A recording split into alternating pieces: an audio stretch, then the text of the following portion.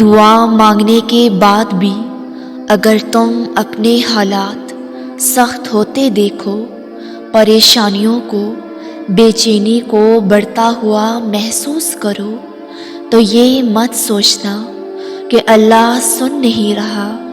بلکہ یہ بات ذہن میں رکھنا کہ حضرت نوح علیہ السلام کے لیے اللہ نے مدد طوفانوں کے ذریعے بھیجی تھی۔ تو کوئی شک نہیں کہ تمہاری زندگی میں آنے والی ہر پریشانی ہی تمہارے لیے سب سے بڑا وسیلہ ہو، اور جانتے ہو ہم کبھی بھی اللہ کی حکمتیں پوری طرح سمجھ نہیں سکتے، اس لیے شاید ہم بہت جلد مایوس ہو جاتے ہیں، یا ہم سے ہماری کوئی من پسند چیز چھین جائے، یا پھر کوئی من چاہا بندہ روٹھ جائے تو ہم قسمت کو کوسنے لگتے ہیں، اس بات کا علم تک نہیں ہوتا کہ اگلے پل اللہ ہمیں اس کے بدلے کتنا بڑا اجر دینے والا ہے۔ اور بعض دفعہ قسمت انسان کو ان راستوں کی طرف لے جاتی ہے جہاں اس کی زندگی کی چمک ختم ہوتی محسوس ہوتی ہے، اور وہ سوچتا ہے کہ کب وہ وقت آئے گا جب اس کے یہ حالات سلجھ کر اس کے لیے خوش قسمتی کے راستے ہموار ہوں گے۔ تو سنو، جب اللہ قسمت اور مقدر کو بدلنا چاہتا ہے تو اسے کچھ خاص نشانیاں ظاہر کرواتا ہے، جس طرح آسمانی بارش سے مردہ پڑی ہوئی زمین اچانک سے جی اٹھتی ہے، بالکل اسی طرح اللہ رب العزت کی طرف سے جب رحمت کی بارش ان کی زندگیوں میں برستی ہے تو وہ حیران رہ جاتے ہیں۔ اللہ تم سے مخاطب ہو کر کہتا ہے کہ ہر چیز کی ابتدا اور اس کی مدت مقرر کر دی گئی ہے، اور کچھ لوگوں کو اللہ وہ دیتا ہے جو اپنے لیے پسند کرتے ہیں، اور کچھ لوگوں کو وہ دیتا ہے جو اللہ ان کے لیے پسند کرتا ہے، اور جانتے ہو وہ اللہ تمہاری قسمت کو حسین رنگوں سے کب بھرتا ہے؟ جب تم اپنے حصے کی کوشش اور محنت کر کے فیصلہ اللہ کے ہاتھ میں تھما دیتے ہو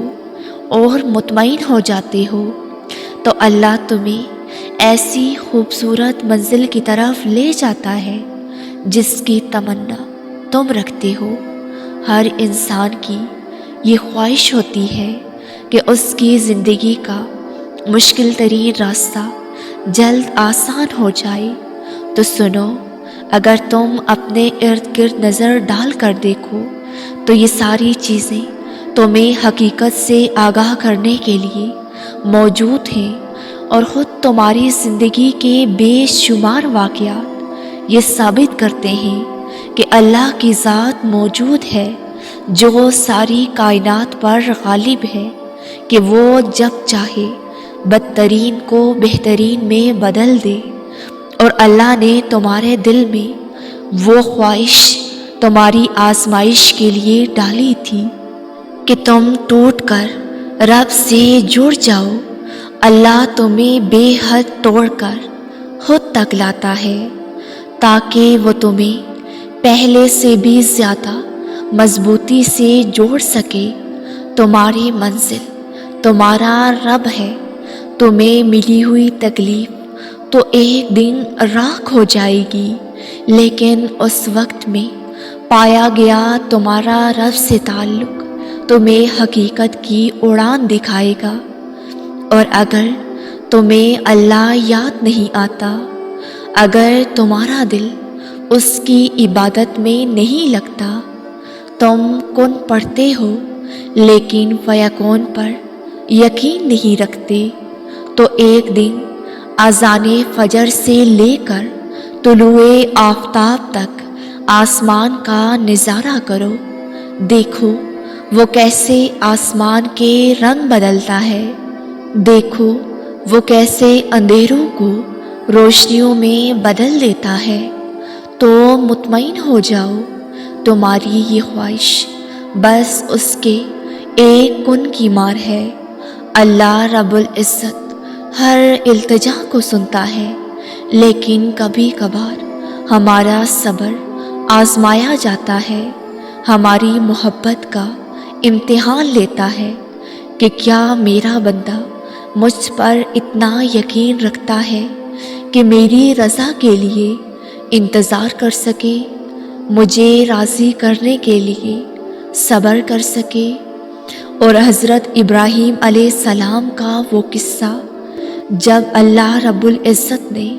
ان سے حضرت اسماعیل علیہ السلام کی قربانی کا کہا تھا، اس لیے کہ اللہ رب العزت اپنے بندوں کی دعائیں بھی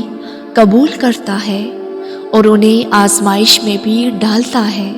تمہاری قوت ایمانی کا امتحان بھی لیتا ہے